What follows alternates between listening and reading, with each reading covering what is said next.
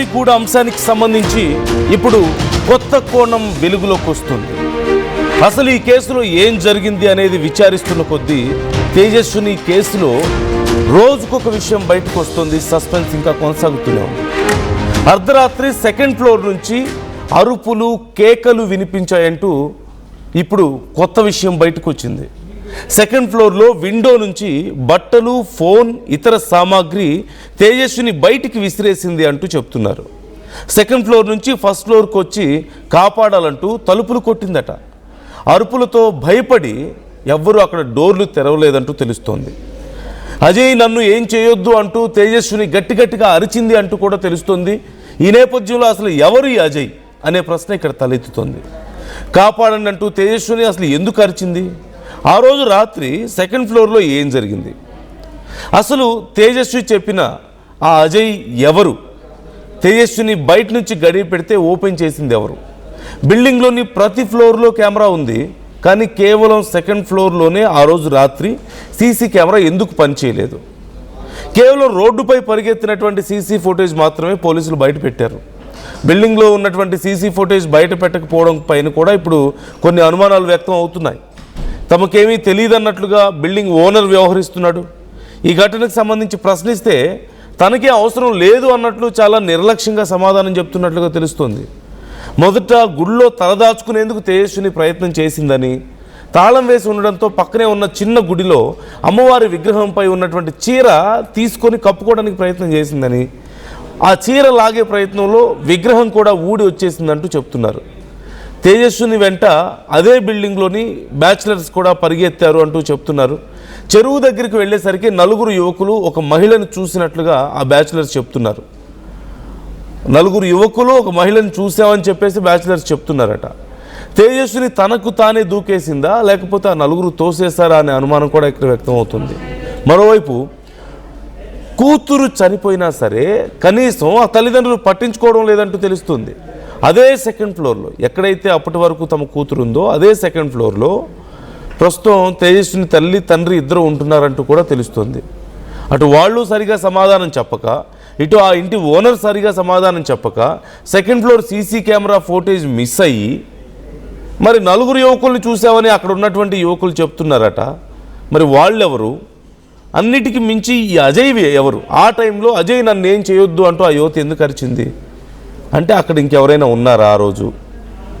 అయితే కింద ఫ్లోర్స్లో వాళ్ళు తలుపులు తీరేదట. గట్టిగా అరుస్తుంటే భయం వేసిందట వాళ్ళకి. మరోవైపు ఇప్పటి వరకు అమ్మవారి చీర, అమ్మవారి విగ్రహాన్ని తీసుకెళ్ళిపోయి డైరెక్ట్గా తనే దూకేసింది ఆ చెరువులో అని చెప్పి అందరూ అనుకుంటూ వస్తున్నారు. కానీ ఇప్పుడు వస్తున్నటువంటి సమాచారం ప్రకారం అమ్మవారి చీరని తను అక్కడి నుంచి నగ్నంగా ఉంది కాబట్టి, బట్టలు లేవు కాబట్టి ఆ చీర లాక్కొని కట్టుకోవడానికి ప్రయత్నం చేసిందని, అయితే విగ్రహం కూడా ఊడొచ్చేసిందంటూ చెప్తున్నారు. అదిగో మీకు స్క్రీన్లో నేను చూపిస్తున్నాను. తేజస్వి పెట్టుకునేటువంటి ఆ స్పెక్ట్స్ కనిపిస్తున్నాయి, తన బట్టలు కనిపిస్తున్నాయి. బిల్డింగ్ మీద నుంచి అటువైపుకి ఎందుకు విసిరేసింది? ఏదో జరిగింది మొత్తానికి లోపల. ఎవరు ఈ అజయ్? ఆ 4 ఎవరు అక్కడ చెరువు దగ్గర? బట్టలు తన కిటికీలోంచి ఎందుకు బయటికి విసిరేసింది? తనను ఏం చేయొద్దంటూ ఎందుకు అంతగా అరిచింది? సో ఈ ప్రశ్నలకి అన్నిటికి మించి సీసీ కెమెరా, సెకండ్ ఫ్లోర్లో ఉన్న సీసీ కెమెరా మాత్రమే, విజువల్ మాత్రమే మిస్ అయిందంటూ చెప్తున్నారు. వై? పోలీసులు ఏమైనా దాస్తున్నారా ఈ కేసుకు సంబంధించి? ఆ తల్లిదండ్రులు నిరభ్యంతరంగా అదే ఇంట్లో ఉంటున్నారు, అదే ఫ్లాట్లో ఉంటున్నారంటూ తెలుస్తోంది. ఆ ఓనర్ ఏమో చాలా నిర్లక్ష్యంగా సమాధానం చెప్తున్నాడు, ఏం జరిగినా నాకెందుకు అన్నట్లు. సో ఏదో జరిగింది అంటూ కొన్ని అనుమానాలు అయితే వ్యక్తం అవుతున్నాయి. మీకేమనిపిస్తుంది? డీటెయిల్స్ తెలుసుకుందాం. నిర్మల జాయిన్ అవుతున్నారు. నిర్మల మా ప్రతినిధి ఈ అంశాన్ని మొదటి నుంచి ఫాలోఅప్ చేస్తున్నారు.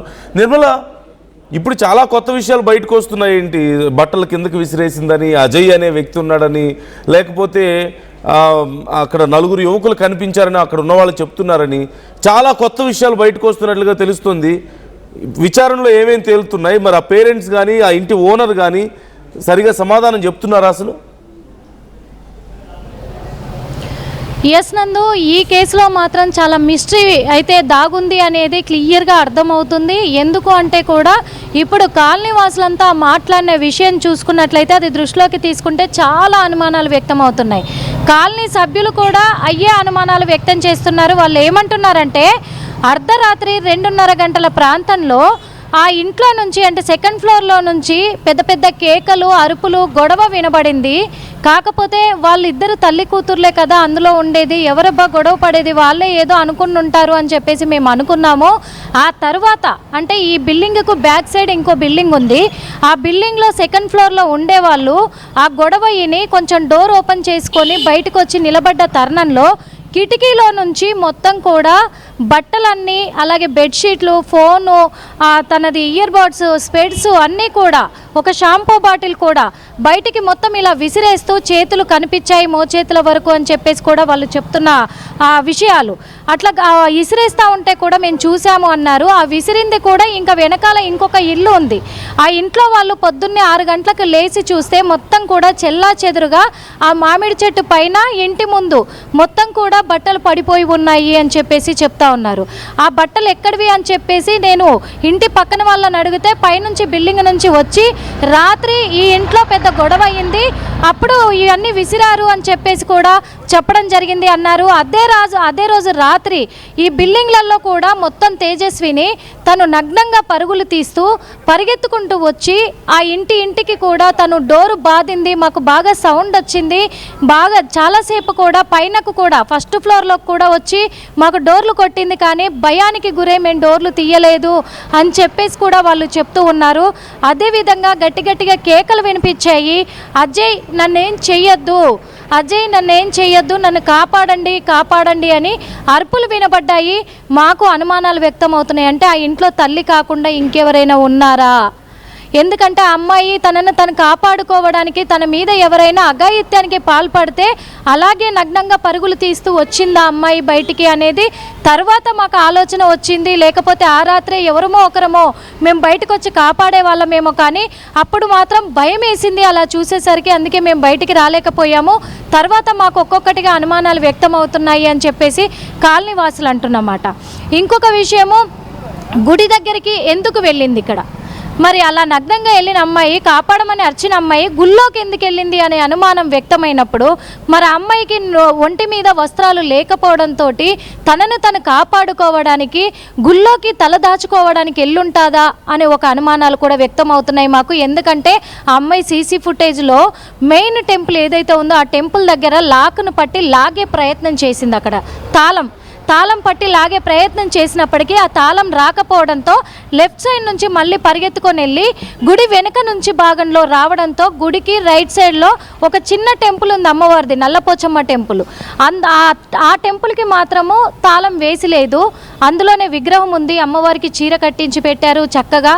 మరి ఆ చీరను లాగే ప్రయత్నంలో అమ్మవారు కూడా వచ్చుంటుందేమో చేతికి, అలాగే మరి పరుగులు తీసుంటుంది తను అది పట్టుకొని. ఎందుకంటే ఇక్కడ కూడా తల దాచుకునే ప్లేస్ లేదు అని చెప్పేసి అలా పరిగెత్తుంటుంది అనేది అనుమానాలు వ్యక్తమవుతున్నాయి.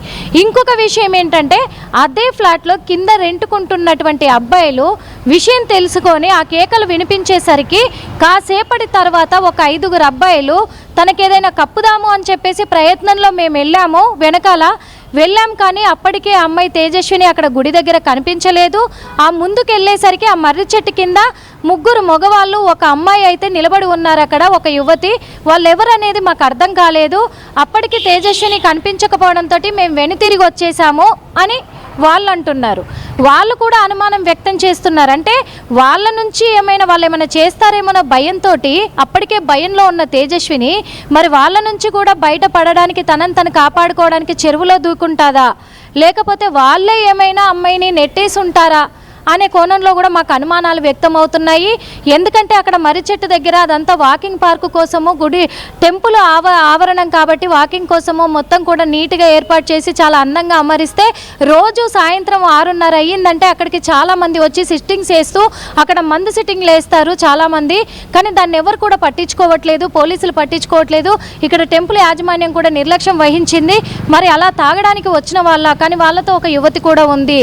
కానీ ఏం జరిగి ఉంటుందంటే ఇప్పుడు పోలీసులు ఇక్కడ కేవలం గుళ్ళోకి పరిగెత్తుకొని వచ్చిన సీసీ ఫుటేజ్ ఒకటి రిలీజ్ చేశారు. ఇంకొకటి ఆ అమ్మాయి కింద ఇంటి దగ్గర ఎక్కడ పరిగెత్తింది అనేది 2 విజువల్స్ తీశారు. కానీ ఆ అమ్మాయి వెనక బిల్డింగ్లకి ఎలా వెళ్ళింది అసలు, ఇంకొకటి సెకండ్ ఫ్లోర్లో ఇంట్లో నుంచి బయటకు వచ్చిన సీసీ ఫుటేజ్ ఏమైపోయింది, అన్ని ఫ్లోర్లలో సీసీ కెమెరాలు పనిచేసినప్పుడు ఆ రోజు రాత్రి మాత్రమే ఆ సీసీ కెమెరా ఎందుకు పనిచేయలేదు సెకండ్ ఫ్లోర్లోది, ఆ ఇంట్లో నుంచి తర్వాత ఎవరు బయటకు వచ్చారు, ఇవన్నీ కూడా మాకు అనుమానాలు వ్యక్తం అవుతూ ఉన్నాయి. ఇంకొకటి టెంపుల్లో కూడా అమ్మాయి గుడి చుట్టూ తిరిగింది చూపించారు, కానీ అటువైపు నుంచి ఇంకా 2 దారులు ఉన్నాయి, సీసీ కెమెరాలు ఉన్నాయి వాకింగ్ పార్క్ దగ్గర, అవెందుకు చూపించలేదు, అవెందుకు బయటికి రిలీజ్ అవ్వలేదు, ఆ వీటిల్లో ఏదో మిస్టరీ దాగుంది అని కాలనీ వాసులంతా కూడా అనుమానాలు వ్యక్తం చేస్తున్నారు. ఇంకొకటి ఓనర్ విషయానికి వస్తే, ఓనర్కి ఇంతకు ముందే చెప్పాము, అందరం ఫ్యామిలీస్ ఉంటున్నాం ఇక్కడ, ఈ బిల్డింగ్లో కూడా ఫ్యామిలీస్ ఉన్నారు, అలాంటిది ఈ 2 ఫ్లోర్లు మాత్రం మీరు ఇలా ఇస్తా ఉన్నారు, ఎవరికి పడితే వాళ్ళకి ఇలా ఇవ్వకండి, యాప్ల ద్వారా మీరు ఇచ్చుకోకండి, మాకు ప్రాబ్లం అవుతుంది అని చెప్పాము. అయినప్పటికీ ఆయన వినిపించుకోలేదు, ఆయన మీద మేము కేసు పెట్టాలని చూస్తున్నాము అని కూడా చెప్పడం జరిగింది. ఇప్పటికే తేజస్విని వాళ్ళు రోజుకి 3,500 చొప్పున, ఇప్పటికే నెలకి 1,00,000 రూపాయల చొప్పున కూడా వాళ్ళు చెల్లించినట్టుగా కూడా చెప్తూ ఉన్నారు. అందులో ఫుడ్ ప్యాకేజ్ కూడా ఉంది అంటున్నారు. ఆ ఫుడ్ ఏంటంటే స్విగ్గీ జొమాటో ద్వారా ఆర్డర్స్ ఓనరే పెడితే, వాళ్ళకి ఏం ఫుడ్ కావాలో ఆ ఫుడ్ ఓనర్ ఆర్డర్ పెడితే ఆ ఫుడ్ వీళ్ళకు చేరుకుంటుంది అంట. అక్కడ ఉన్న వాళ్ళు చెప్తా ఉన్నారు, ఆ బిల్ అంతా కూడా ఓనరే పే చేసుకుంటాడు అనేది కూడా తెలుస్తుంది. ఓనర్కి దాదాపు మనము 10 టైమ్స్ కాల్ చేసే ప్రయత్నం చేశాము, ఓనర్ మాత్రం లిఫ్ట్ చేయడం లేదు. అదేవిధంగా కూడా ఇంకా అసలు తల్లి కూతురు ఇద్దరే ఉంటున్నారు. లగ్జరీ లైఫ్ అనుభవించాలనుకున్నా ఎంతైనా వాళ్ళకి ఒక సింగిల్ బెడ్రూమ్ సరిపోతుంది, లేదా డబుల్ బెడ్రూమ్ సరిపోతుంది. త్రిబుల్ బెడ్రూమ్ పోర్షన్ చాలా భారీగా ఉన్నటువంటి పోర్షన్ వాళ్ళకి ఎందుకు అవసరమో. ఇంకొకటి, విశాఖపట్నం నుంచి ఇక్కడ దాకా తీసుకొచ్చిన తల్లి, కన్న తల్లి కదా, ఈరోజు కన్న కూతురు దూరం అయిపోతే ఆ తల్లి ఎందుకు బిర్యానీలు ఆర్డర్ పెడుతుంది, ఆ తల్లి ఎందుకు మద్యం ఆర్డర్ పెడుతుంది, ఆ తల్లి ఎందుకు సాంగ్స్ పెట్టుకొని ఎంజాయ్ చేస్తుంది. మనం వెళ్ళేసరికి కూడా ఆర్టీవీ అక్కడికి వెళ్ళేసరికి కిటికీ తెరిచి తన నోటికి వచ్చినట్టుగా తను తిట్టేసి, ఎవరికి చెప్పుకుంటారో చెప్పుకోండి, ఎవరు నన్ను ఏం చేయలేరు, మీరెవరు నన్ను అడగడానికి అంటే, మనం ఆర్టీవీ ఒక క్వశ్చన్ వేయడం జరిగింది ఆ తల్లిని. ఇక్కడ కాలనీ వాసులందరూ కూడా భయభ్రాంతులకు గురవుతున్నారు. ఘటన ఏమై ఉంటుంది, ఏం జరుగుంటుంది, ఒక అమ్మాయి నగ్నంగా ఎందుకు పరుగులు తీసిందని భయభ్రాంతులకు గురవుతున్నారు. తల్లి, నువ్వు ఏం జరిగిందో చెప్తే కనీసం వాళ్ళు ఊపిరి పీల్చుకుంటారు అంటే ఆ తల్లి చెప్పిన సమాధానం ఏంటో తెలుసా? ఆర్టీవీలో కూడా రికార్డ్ అయ్యింది. మొత్తం కూడా ఆ తల్లి చెప్తున్న నిర్లక్ష్యపు సమాధానము, కాలనీ వాసులందరినీ ప్రాణాలు తీసుకోమనండి, అదే చెరువులో దూకి ప్రాణాలు తీసుకోమనండి, నేను చెప్పానని చెప్పండి వాళ్ళకి, నాకేం భయం లేదు అని చెప్పి అలాంటి సమాధానం చెప్తోంది ఆ తల్లి. అంటే అసలు తల్లేనా అని అనుమానాలు కాలనీ వాళ్ళు కూడా వ్యక్తపరుస్తున్నారు. తల్లికి తెలిసిన మనెవరికి తెలియదు, బయటికి రాని ఇంకేదో కోణం ఉంది, ఇంకేదో లోపల జరిగింది అనడానికి ఇది ఒక ఎగ్జాంపుల్ గా మనం చూడొచ్చు. అండ్ అసలు ఈ ఫుడ్ ఆర్డర్స్ ఏంటి, డ్రింక్స్ ఏంటి, మరి ఓనర్ కి వాళ్ళకి ఉన్న అండర్స్టాండింగ్ ఏంటి అసలు ఇంతకీ? అదే ఇప్పుడు మిస్టరీగా మారింది. ఓనర్ ఎందుకు వాళ్ళని కాపాడే ప్రయత్నం చేస్తున్నాడు అని కాలనీ వాసులు, అదే ప్లాట్ అదే బిల్డింగ్లో ఉన్నటువంటి ఫ్యామిలీ మెంబర్స్ కూడా, ఫ్యామిలీస్ ఉన్నారు, 2 సంవత్సరాలు 3 సంవత్సరాల నుంచి ఉన్న వాళ్ళు కూడా ఉన్నారు, వాళ్ళందరూ కూడా క్వశ్చన్ చేస్తుంది అదే, వాళ్ళ అనుమానాలు కూడా వ్యక్తం చేస్తుంది అదే. ఎందుకు ఓనరు వాళ్ళని కాపాడాలని చూస్తున్నాడు, పోలీసులు ఎందుకు ఓనర్ని విచారించట్లేదు, ఎందుకు ఈ తల్లిని విచారించట్లేదు? తండ్రి అని చెప్పుకొని ఒక వ్యక్తి వచ్చాడు, ఆ వ్యక్తి ఎక్కడ కూడా బయటికి ఏది చెప్పట్లేదు. తన కూతురు ఒకవేళ ప్రాణాలు కోల్పోయిందంటే ఆ తండ్రి అసలు ఏం జరిగిందనే కోణంలో చెప్పాలి కదా, ఎటువంటి సమాచారం వాళ్ళ నుంచి వస్తలేదు. ఇంకో విషయం ఏంటంటే, ఘటన జరిగిన రోజు కాలనీ వాసులందరూ కూడా ఆ తల్లి దగ్గరికి, అదే ఫ్లాట్ దగ్గరికి వెళ్ళేసరికి డోర్ ఓపెన్ అయ్యి ఉంది, కానీ వీళ్ళని చూసి తను డోర్ లాక్ చేసుకొని కిటికీలో నుంచి ఆ రోజు కూడా చెప్పిన సమాధానం ఇలాగే చెప్పింది అని చెప్పేసి వాళ్ళందరూ ఆవేదన వ్యక్తం చేస్తున్నారు. అవును, మీరందరూ ఎవరు నన్ను అడగడానికి, నేను ఓనర్తో మాట్లాడుకుంటాను, మా ప్రాబ్లం మా ఇష్టము, మీరెందుకు ముందుకు వచ్చి అడుగుతున్నారు, మీరు అడిగే హక్కు లేదు, ఇక్కడ నుంచి వెళ్ళిపోండి, ఫస్ట్ ఇక్కడ నుంచి గెట్ అవుట్ అని చెప్పేసి తను మాట్లాడడం జరిగింది నిర్లక్ష్యంగా కూడా. ఆమె ఎవరు అసలు మాతో అలా మాట్లాడడానికి, మాకు ప్రాబ్లం క్రియేట్ చేశారు ఇక్కడ అని చెప్పేసి ఇక్కడ కాలనీ వాసులంతా కూడా ఆందోళన వ్యక్తం చేస్తున్నారు. ఈ విషయాన్ని ఖచ్చితంగా పోలీసులు బయట పెట్టాలి. ఇలాంటివన్నీ కూడా యాప్ల ద్వారా ఇచ్చేటివి, బ్యాచిలర్స్కి ఇచ్చేటివి, ఇలాంటి దందాలు నడిపిస్తారు అంటే వాళ్ళు ఒక దందా నడుస్తుందేమో, లోపల ఇల్లీగల్ దందా ఏమైనా నడుస్తుందనే అనుమానాలు కూడా వాళ్ళు వ్యక్తం చేస్తున్నారు. ఈ వీటిపైన పోలీసులు నిఘా పెట్టి ఖచ్చితంగా ఈ కేసుకు సంబంధించి పూర్తి డీటెయిల్స్ వాళ్ళు బయట పెట్టాలి, పోలీసులు చర్యలు చేపట్టాలి అని చెప్పేసి కూడా మొత్తం పోలీసుల విచారణ ఎంతవరకు వచ్చింది? ఎందుకంటే కెమెరా ఫోటేజ్ మిస్ అయింది అంటున్నారు సెకండ్ ఫ్లోర్ లో, తల్లిని ఆల్రెడీ క్వశ్చన్ చేశారు అంటున్నారు. బట్ ఇంకా చాలా విషయాలు బయటకు రావాల్సి ఉంది అనేది మనకే అర్థమవుతుంది. పోలీసులు ఇంటెన్షనల్ గా ఏమైనా బయట పెట్టడం లేదా అంటే కేసు విచారణ ఇంకా ఉంది కాబట్టి, లేకపోతే ఇంకేదైనా హైడ్ చేస్తున్నారన్న కోణంలో ఆలోచించడానికి అవకాశం ఉందా? కొంతమంది అభిప్రాయం అలాగే ఉంది. ఎస్ నందు, ఇప్పుడు ప్రస్తుతం మనం మేడ్పల్లి పిఎస్ దగ్గరే ఉన్నాము. మేడ్పల్లి పిఎస్ పరిధిలోనే జరిగిందంతా కూడా. ఇప్పటి వరకు పోలీసులు అయితే ఎటువంటి అసలు వివరాలు బయటికి వెల్లడించలేదు. కాకపోతే విచారణ ఎంతవరకు వచ్చిందనేది కూడా ఇప్పటి వరకు చెప్పలేదు. ఇంకొకటి, తేజస్విని మృతదేహాన్ని ఎవరు తీసుకెళ్లారు, ఎక్కడికి తీసుకెళ్లారు అనేది కూడా ఇప్పటి వరకు తెలియట్లేదు. ఎందుకంటే తేజస్విని తండ్రి అని చెప్పుకునే అతను ఇప్పుడు అదే ఫ్లాట్లో ఇక్కడే ఉన్నాడు, తల్లి అని చెప్పుకునే యువతి కూడా ఇక్కడే ఉంది, మహిళ కూడా. మరి ఎవరు తీసుకెళ్లారు, ఎక్కడికి తీసుకెళ్లారు, అసలు తేజస్విని మృతదేహం ఏమైందనేది కూడా పోలీసులు ఇప్పటి వరకు వెల్లడించలేదు. దీని పట్ల ఎటువంటి ప్రెస్ మీట్ కూడా పెట్టలేదు.